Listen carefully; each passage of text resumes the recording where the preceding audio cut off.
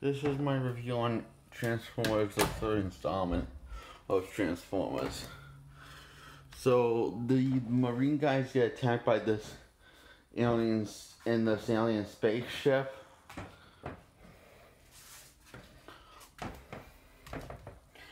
In space. And for years, the Autobots, the Decepticons have been hiding in the Leader Megatron. Megatron has grown metal maggots in his skull to make it look really brooding. I don't know what that means anymore. That word means anymore. I don't know what that word means anymore. So, and the Autobots have been serving their country by their side with the Marines for years.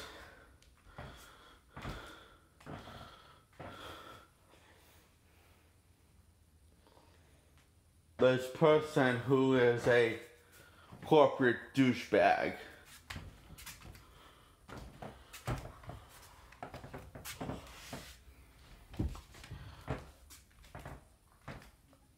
She wants Autobots to leave the Earth because she figures the only reason why the Decepticons are still there is not to destroy the Earth, but to destroy them, the Autobots. Seems like the most logical conclusion answer. And Optimus Prime says so dramatically, like, it's like clearly he's talking off his ass now. He says, oh, but we will leave. But ask yourself, what if we leave and you're all wrong? And this Marine guy says, that's a good question.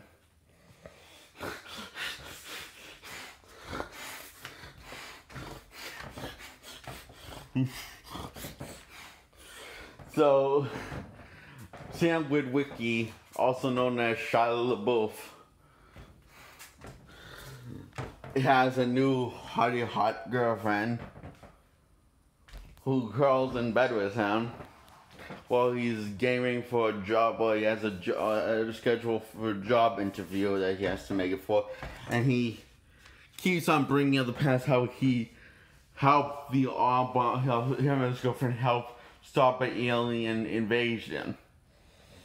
And the government wiped clean, and they keep on saying he's not hired. Except one guy that knows that he is telling the truth, because he used to be that corporate douchebag. And he's just your average Joe douchebag now, who runs expensive businesses, and he decides to quit admiring himself and just actually kiss ass, which is what he should have done he should not brought up his past, and he probably shouldn't mention the stuff in the alien invasion. Yes. Because people are going to think that he's full of shit, or he's just cuckoo. Or both, and if I just like he's saying, well, both probably. So Sam Witwicky gets a job, and her dumbass and her fucking asshole mother, and her dumbass of a father and a fucking asshole mother decides to give wisdom that she got from a book called She Comes First. Yes, because that is as old and wise like a toad. She comes first. So he follows his advice to impress his girlfriend,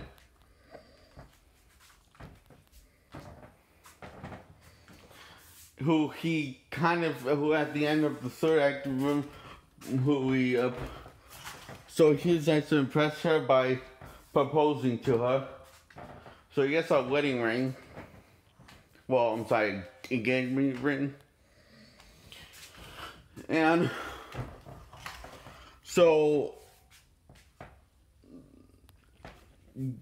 he misses his cop best friend Bumby and wonders why he hasn't answered any of his calls.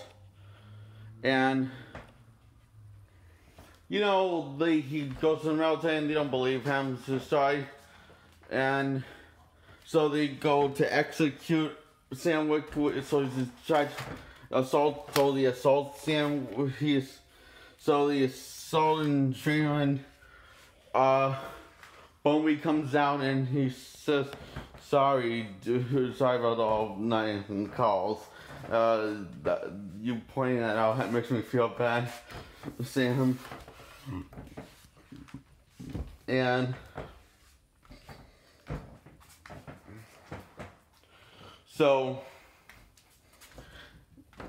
he gets the news from this girl who's a corporate douchebag who doesn't understand the word, who's not just a douchebag but a total dum-dum.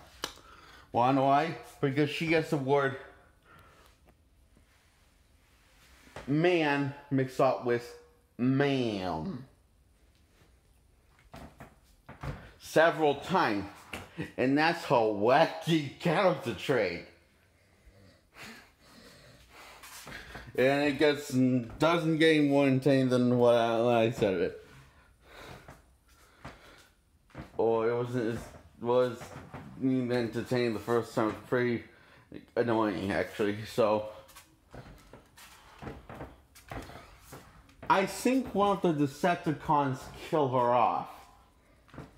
And I remember it was a glorious moment. Oh, and let's talk about Starscream in this movie. Starscream actually sounds like Starscream. He doesn't sound like a monster for your nightmare. Because on the one he says, "I'm Starscream. Hear me roar." Okay, he doesn't say the roar part, but hear me roar. But that's what he sounds like in the other films.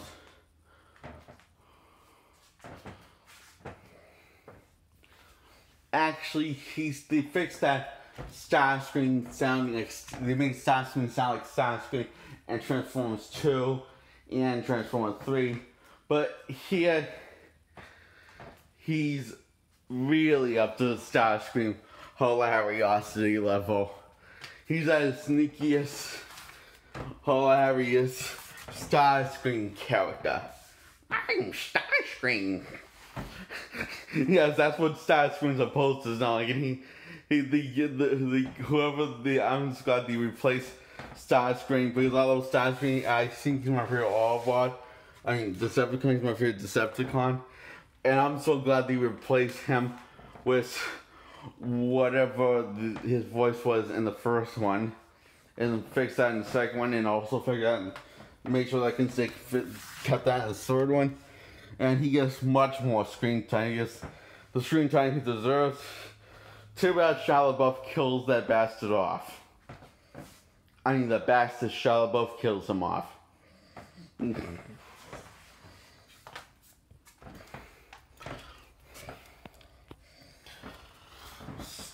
it's really epic glorified. So anyway, because the Autobots pretend to be gone to protect the humans, so the Decepticons invade Earth anyway, and all of us, Autobot Optimus Prime shot one in the head, and he says, "We'll kill them all."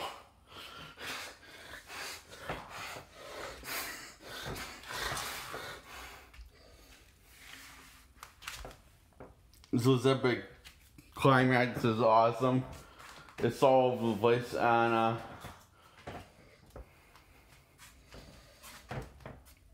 yeah, Shia LaBeouf, he's not the Messiah like he was in the previous two, so that's a step up. He's not like the God all hero who save all evil, who sees no evil, whatever the heck they want to call it. I don't know. But anyway, what I like about this one, what my favorite thing about this one is Shia LaBeouf is in it, has the least amount of screen time he has ever in the entire Transformers series. Hooray! And has very little impact on the plot.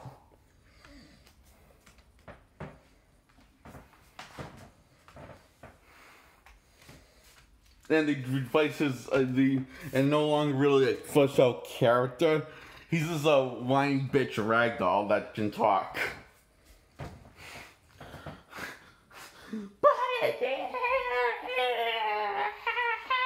Save me! I'm Mary Jane! Save me! Oh, and it keeps on catching him and saving him. It's the only time he does something when he decapitates Starscream. It's so awesome.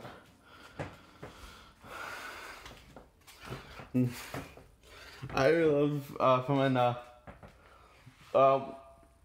one of the Autobots betrayed Optimus, who Optimus looked up to, and he executed him after he apologized. So after the big awesome battle between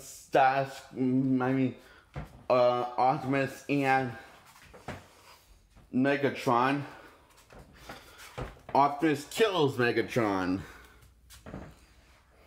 and by decapitating him. So once again, they are saved by narration from Optimus Prime.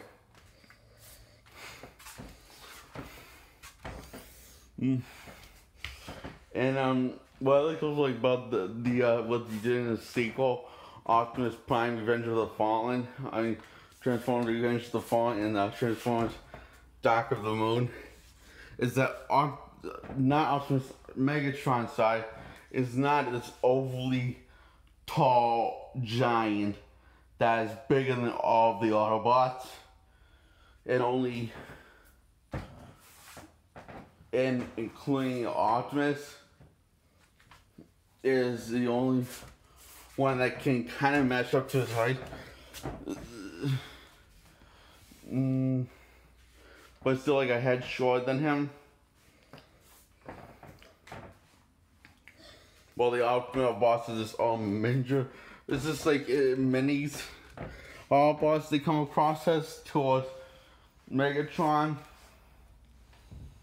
and including the Decepticons.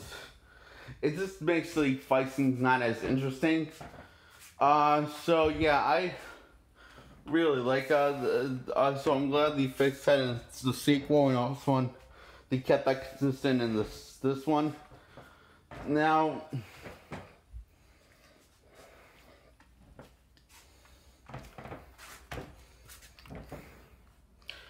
I give this a thumbs up. I've